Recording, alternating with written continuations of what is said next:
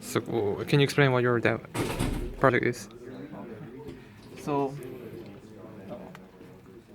so now the basic functionality is the mouse. Mouse. Yeah, you can see that. Compared with the last demo I showed to you last week, we add a filter. So now you can see, even though the laser dot is shaking, but the cursor is stable. Yeah.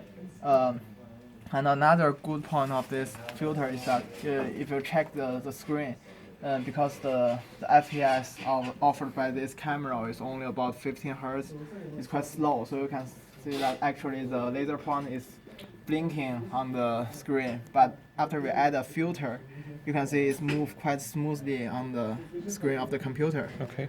Yeah. And also we add two new features. The one is the screw function. Yeah, you can see it. And also for the middle button. Oh, you mean scroll? Yeah, this one. Scroll up and down. The screw and the middle button. Okay. If we push the key 2 and key 3 at the same time, it will be the middle button.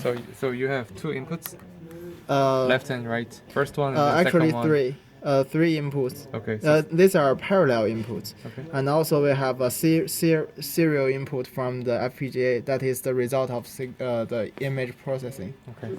Yeah, so that signal makes the mouse move, and these three buttons only control the click. Okay. Yeah, so What are the three buttons? Left is left click. left, right, and Middle. this is the Yeah, button like shift. Yeah, if we press this, it will screw, and if we press this middle button and the right button at the same time, it will be regarded as a middle click. So, Okay. Yeah. Okay.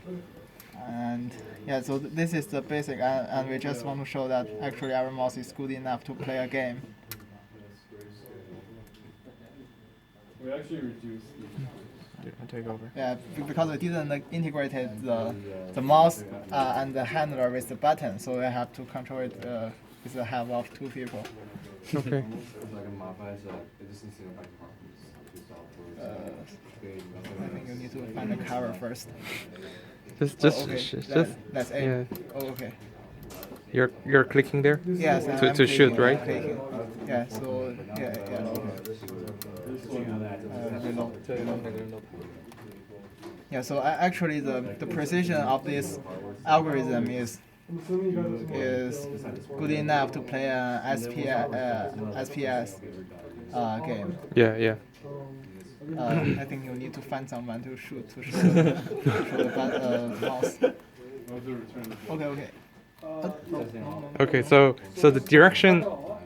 So it's a relative motion. Yeah, it's a relative because we use it in the same way as we use the touchpad, so that the scope of the screen will not restrict the movement scope.